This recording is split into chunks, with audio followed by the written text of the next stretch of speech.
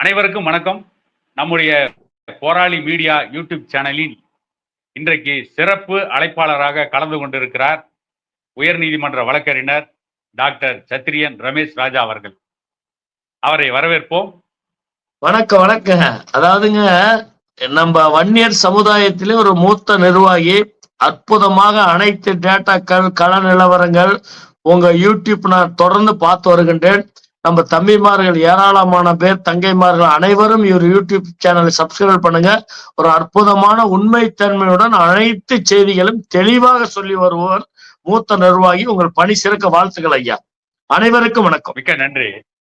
மிக்க நன்றிங்க சார். இன்னைக்கு நாம எதை பத்தி விவாதிக்க போறோம்னா, தமிழ்நாட்டுல பெண்களுக்கு, குறிப்பாக வன்னியர் சமூக பெண்கள், இன்னும் சில சமூக பெண்களுக்கெல்லாம் பாதுகாப்பு இல்லாத ஒரு சூழ்நிலை நிலவுது. அதற்காக 2-3 காரணங்களை இன்றைக்கு நாம் சொல்ல முடியும். புகழ்பெற்ற சென்னை அண்ணா பல்கலைக்கழகம், சென்னை அண்ணா பல்கலைக்கழகம் ரீஜனல் என்ஜினியரிங் காலேஜ் என்று சொல்லக்கூடிய ஐஐடிகளுக்கு நிகரான ஒரு பல்கலைக்கழகம், உலக புகழ் வாய்ந்த பல்கலைக்கழகம். அந்த பல்கலைக்கழகத்துல திமுக ஆட்சியில் இன்னைக்கு என்ன நடந்திருக்குன்னா, ஒரு திமுகவுடைய மாணவரணி நிர்வாகி ஒரு பெண்ணை, ஒரு மாணவியை பாலியல் பலாத்காரம் செய்திருக்கிறார். இதெல்லாம் இன்னைக்கு ஒரு மிகப்பெரிய அதிர்ச்சியான செய்தி. இந்த செய்தி வெளியே வந்து அதுக்கு எதிராக பாரதிய ஜனதா கட்சியினுடைய தலைவர் அண்ணாமலை கருத்து தெரிவிக்கிறாரு. ஆட்சியில ஒரு பல்கலைக்கழகத்தில் நடக்குது. தமிழ்நாடு அரசு நேரடி கட்டுப்பாட்டில் இருக்கிற, தமிழ்நாட்டில் இருக்கிற அத்தனை என்ஜினியரிங் கல்லூரிகளையும் பொறியியல் கல்லூரிகளையும் கட்டுப்படுத்துகின்ற அதிகாரம் நிரம்பிய அண்ணா பல்கலைக்கழகம், புகழ் வாய்ந்த பல்கலைக்கழகத்திலேயே ஒரு பெண்ணுக்கு பாலியல் வன்கொடுமை ஏற்பட்டிருக்குது.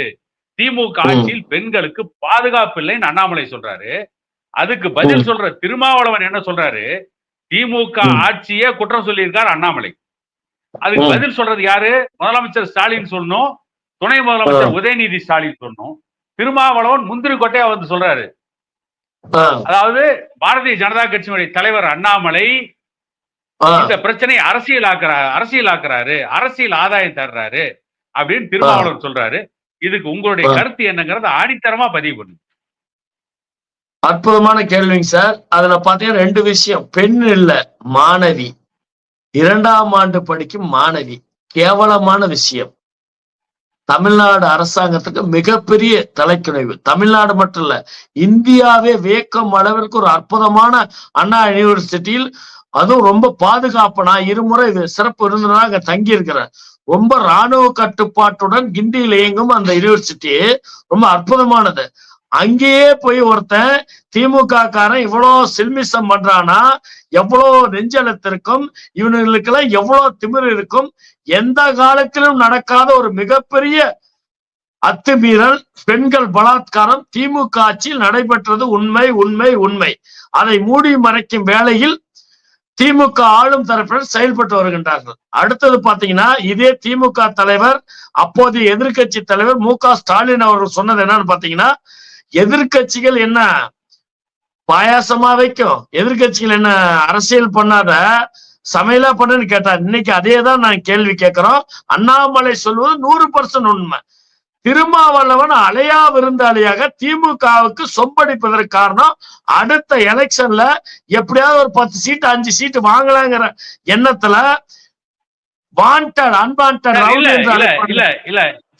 சார் ஒரு குறுக்கீடு.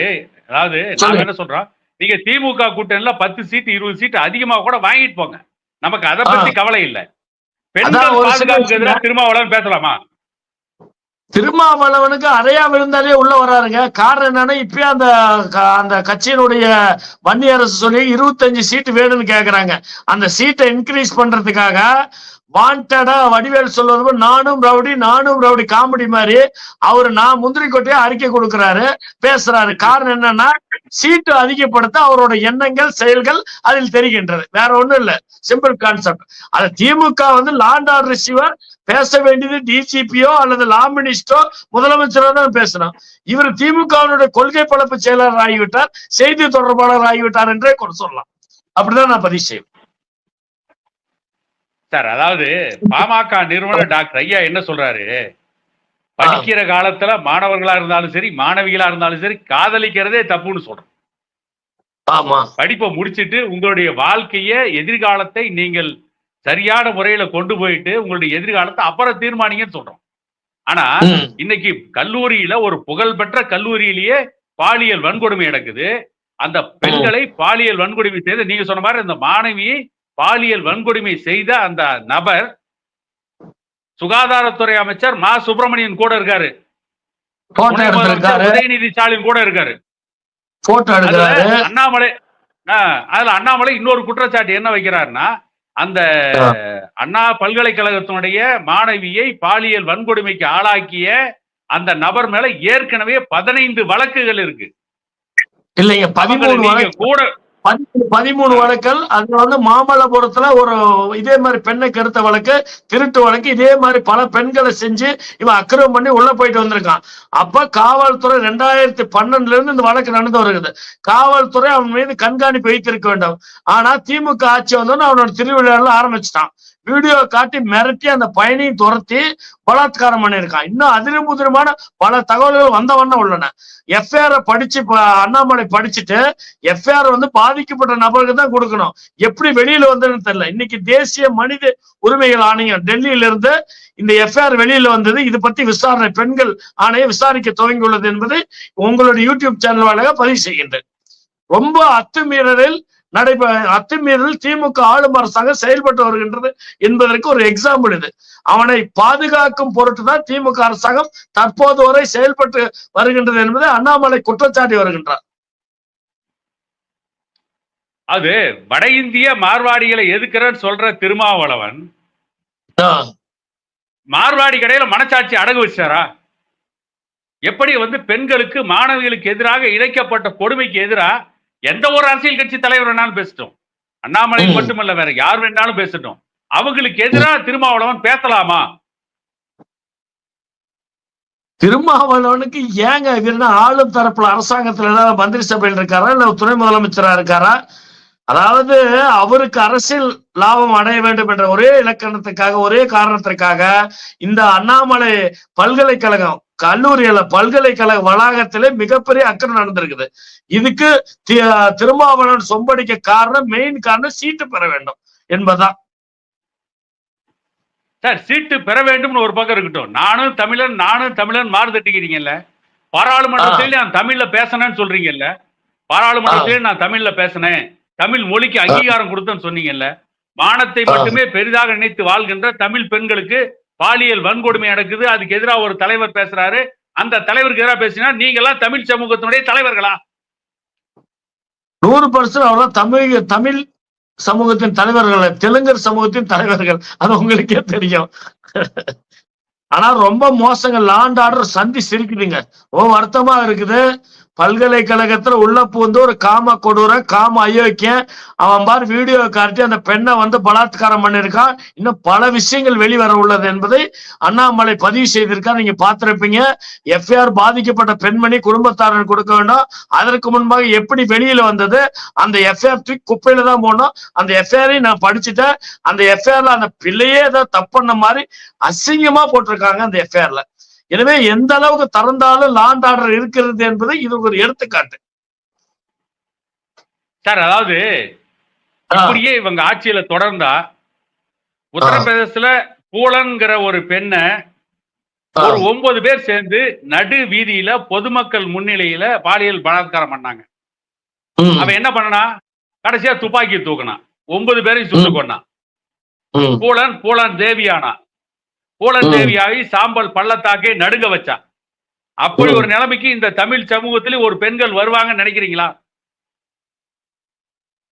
நல்ல கேள்வி கேக்குறீங்க. சாது மிரண்டால் காடு கொள்ளாது. அப்படி ஒரு வாய்ப்புகள் இருக்குது. என்னன்னு பாத்தீங்கன்னா, அந்த சம்பவத்தை கொஞ்சம் சில விஷயத்த சுருக்கமா சொல்லிடுறேன்.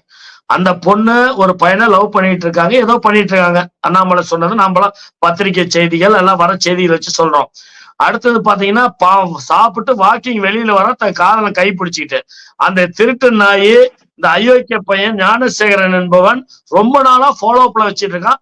பிளாட்ஃபார்ம்ல ஒரு பிரியாணி கடை நடத்திட்டு வரனா இவன் திமுக ஆளும் தரப்புக்கு ரொம்ப சப்போர்ட்டிவா இருக்கிறவன். ஏதோ வட்ட செயலாளர், மாணவர் அணியில வட்ட செயலாளரா இருக்கிறான். ஆதாரங்கள் இருக்குது, அண்ணாமலை வெளிப்படுத்தியுள்ளார்.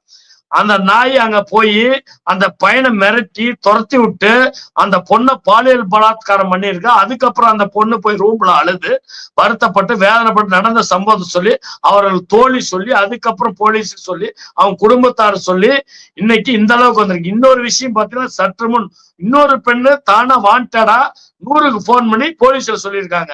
இது பெரிய இஷ்யூ ஆஃப் ஸ்டேட் இஷ்யூ. காரணம் என்னன்னா, பெண்கள் என்பவர் மென்மேல் நாட்டை தமிழ்நாட்டுல இப்படி எந்த ஆட்சி காலத்தில் நடைபெறாத ஒரு விஷயம் தற்போது நடந்துள்ளது. வருத்தமா இருக்குது, வேதனையா இருக்குது. அடுத்து இன்னொரு சம்பவம் என்னன்னு கேட்டீங்கன்னா, கடலூர் மாவட்டம் குறிஞ்சிப்பாடியில கிறிஸ்துமஸ் தினத்தன்று அரசு விடுமுறை. ஒரு 2 பெண்கள், அவங்க குடும்பத்துல இருந்த சில ஆண்கள், ஒரு திருநங்கை, இவங்களை கூட்டிட்டு கடற்கரைக்கு போறாங்க. கடற்கரையில அந்த பெண் தன்னுடைய கையில அக்னி கலசத்தை வரைஞ்சிருக்கு. அது வன்னிய நகர பொறுப்பில் இருப்பாங்க அந்த பெண்மணி. அக்னி கலசத்தை பாமகவில் நகர பொறுப்புல இருக்காங்க.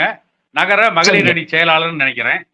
அந்த பொண்ணு வந்து பாமகவுல இருக்கிறவங்க மட்டும்தான் அக்னி கலசத்தை போடணும்னு இல்லையே, வன்னியர் எல்லாருமே போடுறாங்களே. அதுல திருநங்கைன்னு ஒரு பெண்ணு, அந்த பெண்ணு யாழினி, அது பேரு. முத்து மனைவி பவானி, சத்தியமூர்த்தி மனைவி ஐஸ்வர்யா ஆகிய 3 குடும்பம் அங்க போறாங்க. சொல்லுங்க. குறிஞ்சிப்பாடி அருகே அங்க போய் அந்த பெண்ணு வந்து கையில அக்னி கலசம் வரைஞ்சிருக்கிற ஒரே காரணத்திற்காக அங்க இருக்கிற அந்த 20 பேர் கொண்ட கும்பல் தலித் சமூகத்தை சார்ந்தவங்க எல்லாம் வந்து திருமாவளவன் ஆதரவாளர்கள், ஆதரவாளர்கள். தலித் சமூகத்தை சார்ந்த எல்லாரையுமே நம்ம குற்றவாளின்னு சொல்ல வரல. விடுதலை சிறுத்தைகள் கட்சியில பெரும்பாலும் அங்கம் வகிக்கிற எல்லாருமே கடலூர் மாவட்டத்துல இந்த மாதிரி வேலையை தான் தொடர்ந்து பண்ணிட்டு இருக்காங்க. பல செய்திகள், திடுக்கும் செய்திகள் வந்துகிட்டே இருக்கு. மஞ்ச கொள்ளையில ஒரு வன்னியர் சமூக இளைஞரை தாக்கினது, இத வந்து அந்த பெண் வந்து அக்னி கலசம் அமைச்சிருந்ததுனால அந்த 2 பெண்ணையும் இங்கே விட்டு போயிருங்க. போதையில அவனுக்கு கேட்கற சொல்ற வார்த்தை, அந்த 2 பொண்ணுகள் இங்கே விட்டுட்டு போங்க, நீங்க என்ன பெரிய அவனா இவனா அப்படின்னு தகாத வார்த்தை எல்லாம் பேசியிருக்கானுங்க.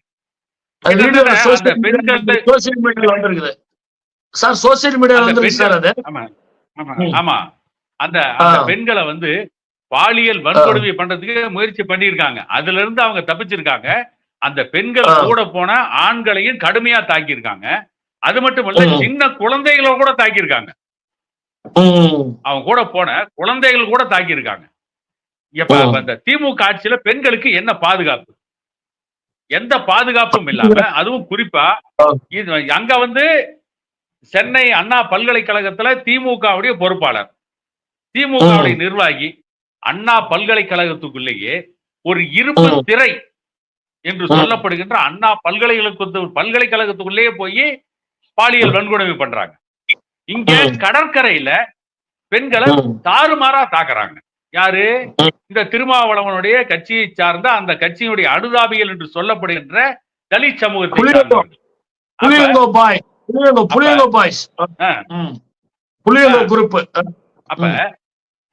அப்ப இந்த திமுகவும் விடுதலை சிறுத்தைகள் கட்சியை சார்ந்த சிலர் இப்படியே நடந்துட்டு இருக்காங்க. இவங்க மேல அரசு சரியான நடவடிக்கை எடுக்கல. இந்த பெண்களை தாக்கியவங்கள ஒரு 4 பேரை கைது பண்ணியிருக்காங்க. அவங்க 4 பேரை வந்து கைது பண்ண 4 பேர் மேல என்ன பிரிவுல வழக்கு போட்டுருக்கான்றது உங்களுக்கு நல்லாவே தெரியும். இந்த அரசு ஏன் இப்படி நடந்துட்டு இருக்கிற கொஞ்சம் நீங்க விளக்கமா சொன்னா நல்லா இருக்கும். நடந்த சம்பவத்தை சொல்லி விளக்கமா சொல்லிடுங்க. அதாவது சிதம்பரம் அருகே புதுச்சத்திரத்தை அடுத்து பெரிய குப்பம் கடற்கரைக்கு சுற்றுலா செல்றாங்க நிறைய பேர் பொதுமக்கள், மாணவர்கள், மாணவிகள் லீவு நாள்ல போறாங்க. அது இயல்பு, ஹியூமன் நேச்சர். நேற்று முன்தினம் குறிஞ்சிப்பாடி பகுதியை சேர்ந்த முத்து, அவரது உறவினர் சத்தியமூர்த்தி மனைவி யாழினி திருநங்கை ஆகியோரெல்லாம் போறாங்க. முத்து மனைவி பவானி, சத்தியமூர்த்தி மனைவி ஐஸ்வர்யா, திருநங்கை யாழினி மூவரும் கடலை பார்த்தா ஒன்னா வாக்கிங் போவாங்க. பெண்கள்லாம் போய் குளிப்பாங்க, குழந்தைகளும் கூட போறாங்க. எல்லாத்தையும் உட்கார வச்சுட்டு இருக்காங்க. அங்க கஞ்சா போதையில் 20 பேர் கொண்ட கும்பல் மிகப்பெரிய ஒரு அது காரணம் வன்னியதான் இல்லைன்னா அந்த பொண்ணை தொட்டுக்க மாட்டாங்கன்னு நினைக்கிறேன். சொல்ல முடியாது, எது வேணாலும் நடக்கலாம். அந்த வீடியோ எடுத்ததுனால அந்த விஷயம் வெளியில இல்ல வந்து இல்ல இல்ல இல்ல சார் இல்ல சார் இல்ல சார் ஒரு குறுக்கீடு என்னன்னா அவங்க இதுக்கு முன்ன மற்ற சமூகத்து பொண்களை ஏதோ பண்ணிருக்காங்க, அவங்க எல்லாம் வெளியே அப்படியா? சொல்லல. அதனாலதான் துணிச்சலா வன்னியர் சமூகத்து பெண் மேலையும் கை வைக்கிறான்னு நான் சந்தேகப்படுறேன். இருக்கலாம் எனக்கு தெரியல. ஆனா ஒண்ணு மட்டும் தெளிவா தெரியுது, வன்னியர்னு தெரிஞ்சுதான் அவனுக்கு கை வச்சிருக்கானுங்க, விளையாண்டுருக்கானுங்க, வாடின்னு கூப்பிட்டு இருக்கானுங்க. நான் கேக்குறேன், அந்த நாய்கள்லாம் பார்த்தேன், அக்கா தங்கச்சி அவனுக்கு இல்லையா? அம்மா அக்கா, இப்பதான் லைவ்ல பேசுறேன், அம்மா அக்காலாம் இல்லையா? பெத்த தாய் இப்படி கூப்பிட்டானா? மானம் கட்டவனுங்க, எவ்வளவு நெஞ்செழுத்தம். காரணம் அந்த வீடியோ மட்டும் இல்லைன்னா அந்த விஷயம் மூடி மறைக்கப்பட்டிருக்கும். அடுத்து வர்றேங்க. கடலில் குளித்து கொண்டிருக்கின்றார்கள். அப்ப முத்து, சத்தியமூர்த்தி இருவரும் கடற்கரை குழந்தையோடு அமர்ந்திருக்கிறாங்க. அப்போது கஞ்சா போதையில் அந்த பகுதியை சேர்ந்த லெனின் நகரை சேர்ந்த மாணிக்கம், தினேஷ், சரவணன் மற்றும் 20க்கு மேற்பட்ட கஞ்சா கும்பல் அங்கே பெண்களிடம் அத்துமீறி, ட்ரெஸ்பாஸ்ன்னு சொல்லுவாங்க ஆங்கிலத்துல, அத்துமீறி மிகப்பெரிய அளவில் கொச்சை வார்த்தைகளை கூடி வாடி போடி போடி வரையாடி என்னென்னமா பேசுறான் இழிவா. அந்த வீடியோ பாத்தீங்கன்னா தெரியும், கூர்ந்து அந்த வீடியோ டெப்த பார்த்தா தெரியும். சொற்களை கூறி அவர்களும் தகாத செயலில் ஈடுபடுறான், பேசுறான், ட்ரெஸ்பாஸ் பண்றான், மிரட்டுறான். அப்புறம் அங்க கைகலப்பு ஏற்படுது. அதை பார்த்து அதிர்ச்சி அடைந்த முத்து, சத்தியமூர்த்தி அவங்க குழந்தைகள்லாம் அவனுங்களை போய் சண்டை பண்ணி 2 பேரும் உருண்டுக்கிறாங்க. அங்க பெரிய லாண்டா ரிசீவ் வருது, சண்டை வருது. அப்புறம் இவரெல்லாம் சத்தம் போடுற, குழந்தைகளை சத்தம் போடுறத பார்த்துட்டு அவன் தாக்க, அவனுக்கு கும்பல் மிகப்பெரிய அளவில் இவங்களை தாக்குறாங்க. அதுக்கப்புறம் அந்த குழந்தைகளை சத்தம் போட அந்த பகுதியை சேர்ந்த பொதுமக்கள், அங்குள்ள கிராம மக்கள் ஓடி வந்து அவனுங்களை பிடிக்க முற்படும் போது அங்கிருந்து தப்பி ஓடி போயிடறான்.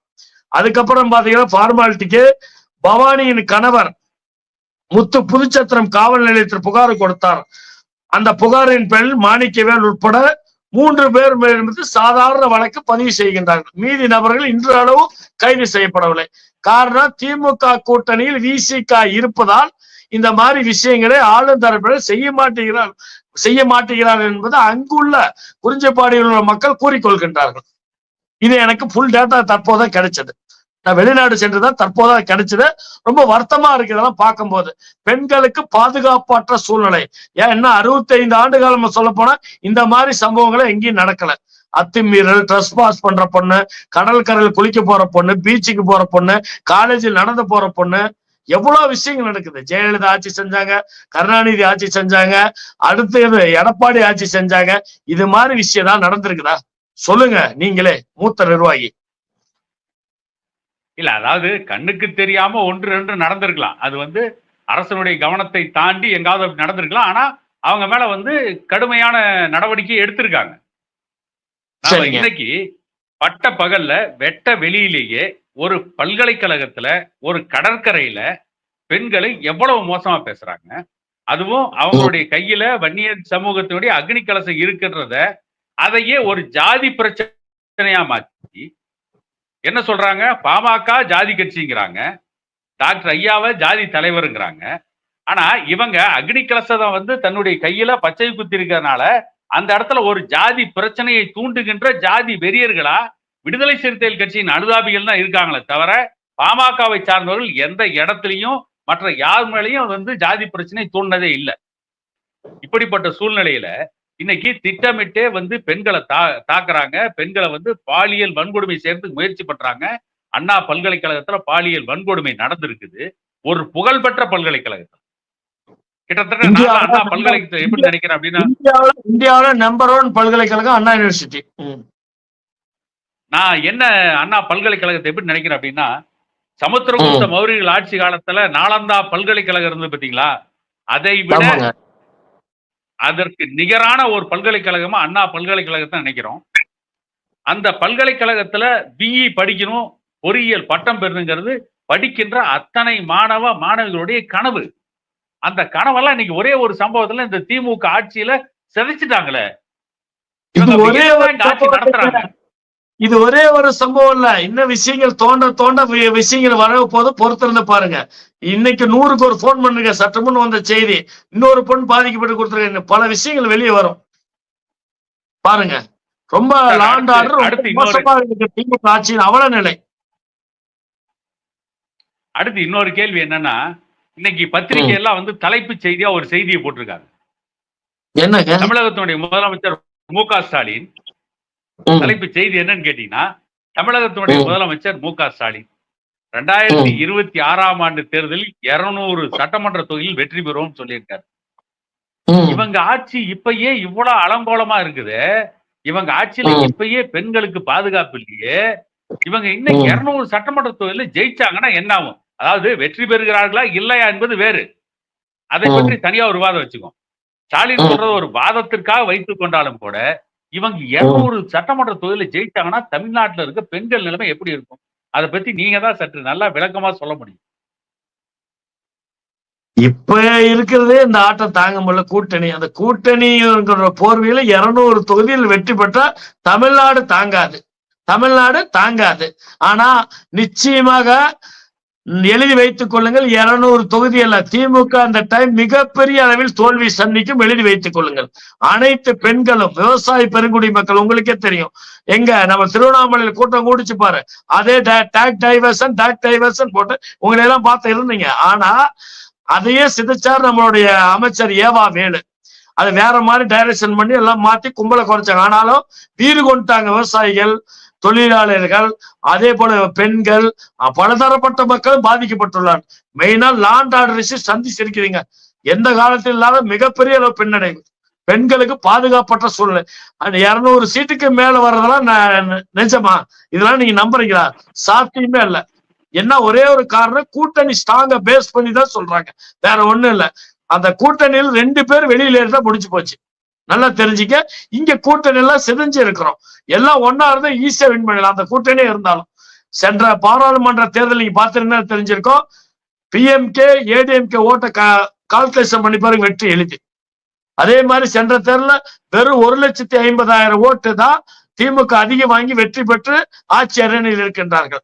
உங்களுக்கே தெரியாது. அன்னைக்கு நம்ம வன்னியர்களே அந்நியனுக்கு போய் ஓட்டு போட்டிருக்காங்க, உங்களுக்கே தெரியும். இல்லை என்றால் இன்னைக்கு நம்மளுடைய மருத்துவர் சின்னையா முதலமைச்சராக இருந்திருப்பார். நினைவில் வச்சுங்க. மீண்டும் ஆட்சி வருவார்கள், பொறுத்திருந்து பாருங்க. 2026 திமுக 200 சீட் என்பது எட்டாக்கணி, நிச்சயமாக நடக்காது என்பது எழுதி வைத்துக்கொள்ள. இந்த பதிவை அப்படியே ஷேர் பண்ணி வச்சுங்க, பதிவு செஞ்சு வச்சுங்க. அதெல்லாம் நடக்காது. லாண்ட் ஆர்டர் இஷ்யூ பெரிய விஷயம் ஆகி போச்சு. பல்கலைக்கழக மாணவர்கள் நீ கொதிச்சு போய் ஸ்ட்ரைக் பண்ணிட்டு இருக்காங்க அண்ணா யூனிவர்சிட்டி வச்சு. நாளைக்கு ஸ்ட்ரைக் தொடர போகின்றது என்பது உங்களுடைய யூடியூப் சேனல் வாயிலாக நான் சொல்லிக் கொள்கின்றேன்.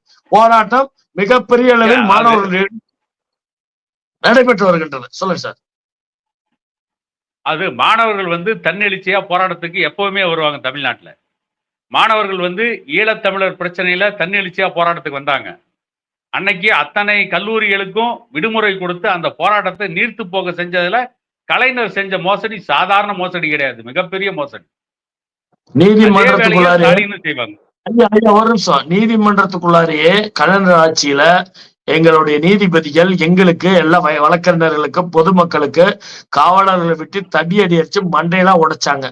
அதே நிலை தற்போது நீடித்து வருகின்றது. மறந்துவிட வேண்டாம். பெண்களுக்கு எதிரான பாலியல் பலாத்காரம், நாளுக்கு நாள் கொலை, கொள்ளை, மருத்துவர் ஐயா சொல்லியிருக்கார், சின்னையா மருத்துவர் ஐயா அறிக்கையில் சொல்லியிருக்கார், நாளுக்கு நாள் அதிகரித்து வருகின்றன. இதை இன்னைக்கு எடப்பாடியார் போராட்டமே பண்ணியிருக்காங்க. ஏன்னா பெண்கள் மிகப்பெரிய அளவில் பாதிக்கப்பட்டு வருகின்றார்கள். கடல் கரைக்கு போனா பெண்களுக்கு பாதுகாப்பு இல்லை, கல்லூரி வளாகத்துல பாதுகாப்பு இல்லை. கிண்டியில இந்த அண்ணா யூனிவர்சிட்டி மிக பாதுகாப்பு அம்சங்களோடு கூடிய யூனிவர்சிட்டி. விருந்தினர் மாளிகை 2 முறை நானே சந்திச்சு தங்கி இருக்கிறேன். அவ்வளோ செக்யூரிட்டி இருக்கும். அப்படி இருக்கும்போது சர்வசாதாரண உள்ள போறான், வெளியில வரான், மிரட்டுறான், பெண்களை அவன் காலில் மிரட்டி துரத்தி விட்டு அந்த பிள்ளை பலாத்காரம் பண்றான். எவ்வளவு அக்கிரமம் இருக்கு. ரொம்ப நாளா உள்ள போயிட்டு வந்துட்டு இருக்கான். இவனுக்கு மட்டும் அந்த தனிப்பட்ட ரைட்ஸ் எப்படி இந்த அயோக்கிய பையன் ஞானசேகரனுக்கு எப்படி கொடுத்தாங்கன்னு கேள்வி. இதான் தீர விசாரிக்க வேண்டிய. அண்ணாமலை தெளிவா சொல்லியிருக்காரு. திமுக ஆதரவாளர்கள்னா அவங்க எந்த தப்பு பண்ணாலும் காவல்துறைக்கு நெருக்கடி கொடுக்குறாங்க, காவல்துறை செயல்படாம அவங்க கையில கட்டி போடுறாங்க. அதனாலதான் இப்படிப்பட்ட தவறுகள் தொடர்ந்து நடக்குது. இப்படிப்பட்ட காமுகர்களுக்கு, பெண்களை பாலியல் வன்கொடுமைக்கு ஆளாக்குகின்ற அயோக்கிய பேர் முக்கிய புள்ளிகளே, திமுகவின் முக்கிய புள்ளிகளே ஆதரவா இருந்து காவல்துறைக்கு நெருக்கடி கொடுத்து அவங்க நடவடிக்கை எடுக்காம பாத்துக்கிறாங்க. அதனாலதான் இந்த கொடுமை தமிழ்நாட்டுல நடக்குதுன்னு அண்ணாமலை சொல்றாரு. அடிச்சு சொல்றாரு. நாளைக்கு அவரு 6 சவுக்கடி அவரே அடிச்சுக்கிட்டு திமுக ஆட்சி அகற்றும் வரை நான் காலில் செருப்பு போட மாட்டேன், முருகனிடம் முறையிடுகின்றேன் என்று சற்றுமுன்ன செய்தியாளர் சந்திப்பில் பார்த்துட்டு தான் வந்தேன். இன்னொரு விஷயத்தையும் உங்ககிட்ட ஒரு கேள்வி கேட்கிறேன். என்ன கேள்வினா கொஞ்சம் பொறுமையா கேளுங்க. நீங்க எவ்வளவு ஆட்சி பார்த்திருப்பீங்க, உங்களுக்கு வயசுல மூத்தவர். அந்த காலத்துல இருந்து ராஜாஜி காலத்துல இன்னைக்கு வரைக்கும் எனக்கு தெரிஞ்சு எனக்கு பாமக ஒரு மூத்த நிர்வாகி ஐயா. அப்படியாப்பட்ட நபர் நீங்க இப்படி ஒரு ஆட்சி நீங்க பார்த்திருக்கீங்களா சார்? இப்படி ஒரு ஆட்சி பார்த்திருக்கிறீங்களா இத்தனை ஆண்டு காலமா தமிழ்நாட்டுல? இப்படி இப்படி ஒரு ஆட்சியை பார்த்திருக்கேன் கேட்டீங்கன்னா லாண்ட் ஆர்டர் விஷயம் சொல்றேன், சட்டம் ஒழுங்கு. அதே போல ஒரு 2 கேள்வி உங்களுக்கு வச்சேன், அப்புறம் நீங்க சொல்லுங்க. இது ஒரு விஷயம்.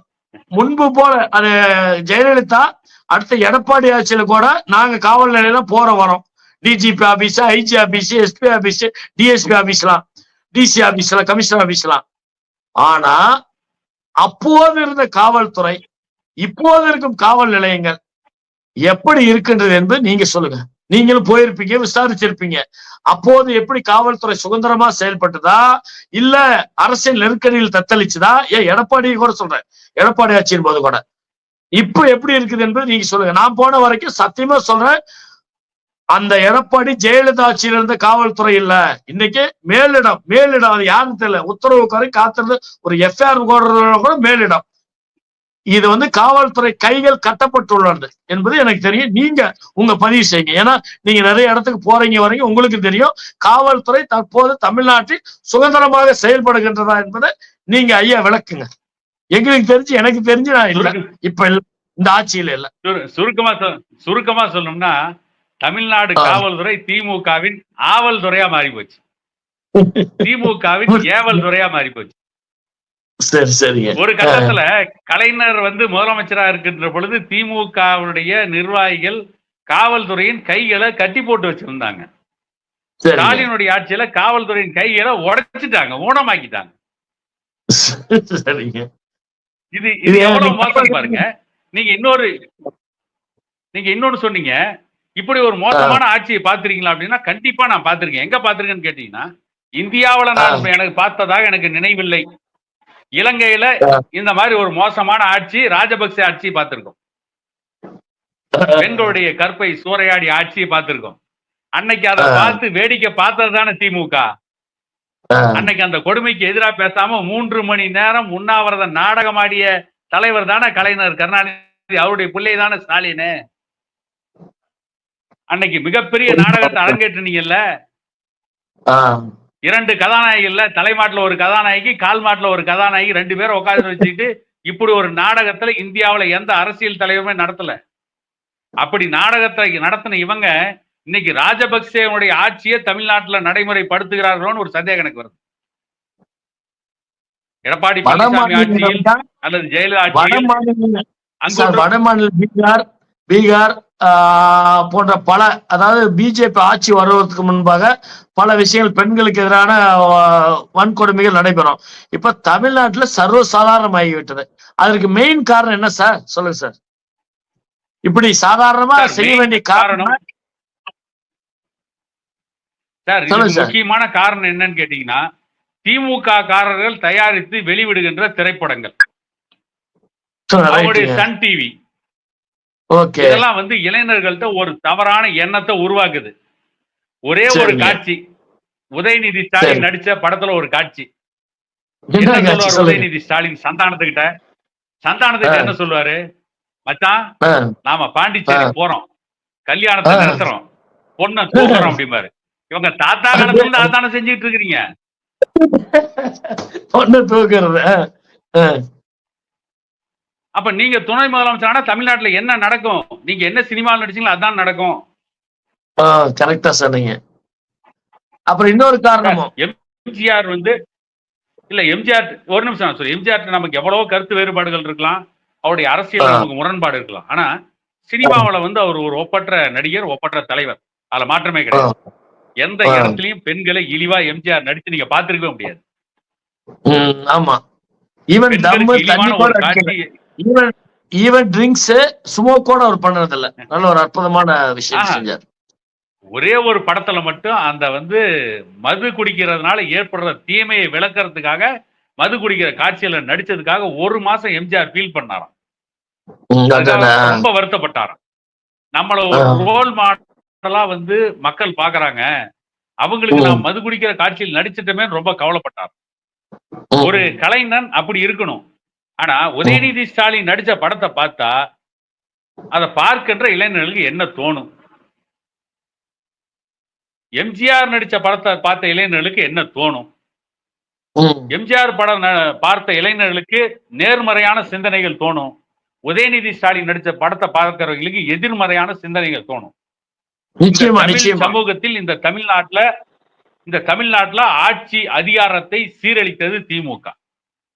மக்களுடைய பண்பாட்டையும் கலாச்சாரத்தையும் சீரழித்தது திமுகவால். மக்களுக்கு கொடுக்கப்பட்ட திரைப்படங்களும் அவருடைய சன் டிவியில் நடக்கின்ற தொலைக்காட்சி தொடர்கள் எல்லாமே கள்ளக்காதல் தானே சார். அந்த தொலைக்காட்சி பாக்குறவங்க அப்படிப்பட்ட சூழ்நிலைகள் வந்து மக்கள் மத்தியில ஒரு மோசமான விளைவுகளை ஏற்படுத்துது சார். நான் என்ன சொல்றேன்னா, இன்னைக்கு அந்த கடலூர்ல 20 பேர் கஞ்சா குடிக்காம இருந்தா அவ்வளவு துணிச்சலா இறங்கிருப்பான்னு நினைக்கிறீங்களா? அததான் சொல்ல வந்தேன். அடிப்படை காரணமே கஞ்சா தானே. கஞ்சா சாராயம் பெருக்கெடுத்து ஓடுகின்ற தமிழ்நாட்டில் கஞ்சா போதையில ஒருத்தர் தன்னை இதை செய்யணும்னு நினைச்சாலும் முடிவு பண்ணிடுவான். அது என்னன்னாலும் சரி, மர்டரே பண்ண நினைச்சாலும் மர்டர் பண்ணிடுவான். அதுக்கப்புறம் தான் அவன் யோசிப்பான் அந்த கஞ்சா எப்படி உள்ள வந்தது என்பதா கேள்வியா இருக்கு. அதிலும் முதிரமா இருக்குது. கஞ்சா போதையில் தான் இந்த கடல் விளையாடுறானுங்க. பார்த்தாவே தெரியுது. சர்வசாதாரணமா கஞ்சா புலங்குன்றது சாபர் சாதிக் திமுகவினுடைய கைகூலி உங்களுக்கு தெரியும். இன்டர்நேஷனல்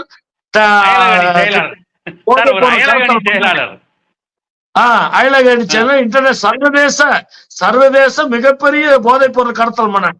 இதெல்லாம் சர்வசாதாரண புழக்கத்தில் இருக்கின்றது. கஞ்சா, ஹெராயின் போன்ற பல போதை வஸ்துகள் தமிழ்நாட்டுல.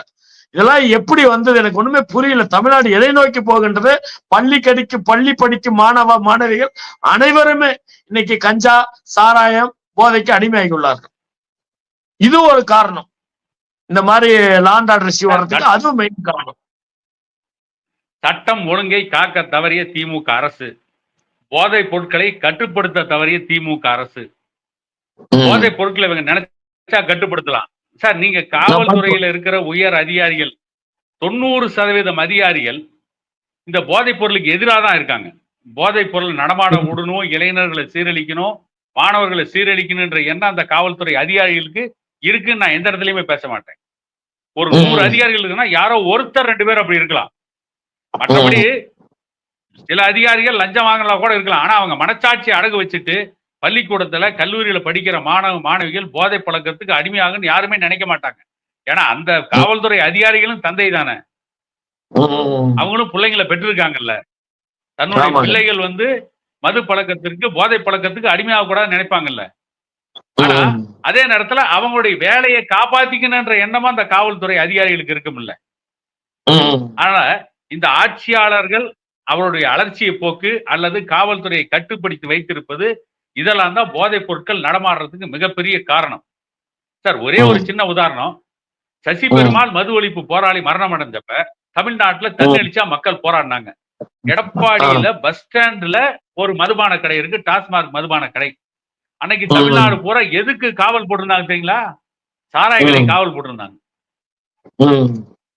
அந்த சாராய கடை காவல் போட்ட இடத்துல 2 துடிப்பு மிக்க போலீஸ் 2 பேர் நின்றுட்டு இருக்காங்க. நான் பின்னால் நிக்கிறேன், நான் நிக்கிறது அவங்களுக்கு தெரியல. 2 பேர் பேசுறாங்க. அதுல ஒருத்தர் போலீஸ்காரருடைய பையன். அவன் சொல்றான், அந்த பையன் சொல்றான், அந்த காவல்துறையில் இருக்கிற அந்த போலீஸ், எங்க அப்பா வந்து ஒரு காலத்தை சொன்னாரு, எவனாவது குடிச்சிட்டு வாயை ஊதுறான்னு சொல்லி சாராய வாசம் வந்ததுன்னா அவன்லாம் அடி பட்டையை கிளப்பி ஸ்டேஷன்ல கொண்டு போய் உள்ள தள்ளிடுவேன்னு எங்க அப்பா சொன்னாரு. அதான் நானும் போலீஸ் ஆனேன். ஆனா இன்னைக்கு குடிக்கிறவனுக்கே பாதுகாப்பு கொடுக்கிற அளவுக்கு நம்மளை கொண்டு நிறுத்தி வச்சிருக்காங்களே. இதனால இந்த காக்கி சட்டை போடுறதுக்காக அவமானப்படுறேன்றான். அவங்க மனசுக்குள்ளேயே அந்த போதைக்கு எதிரான எண்ணம் இருக்குல்ல. இருக்கு. ஆனா இந்த போதைப் பொருளை கட்டுப்படுத்த தவறிய இந்த போதைப் பொருளை தங்குதடையின்றி நடமாட விட்டது திமுக அரசினுடைய தோல்வி. அதனால இந்த ஆட்சியில இப்படித்தான் நடக்கும். இவங்க இன்னும் 200 சட்டமன்ற தொகுதியில ஜெயிச்சாங்கன்னா நம்ம நாட்டுல இருக்க பெண்கள் யாரும் வீட்டை விட்டு வெளியே வர முடியாது, எங்கேயும் போக முடியாது.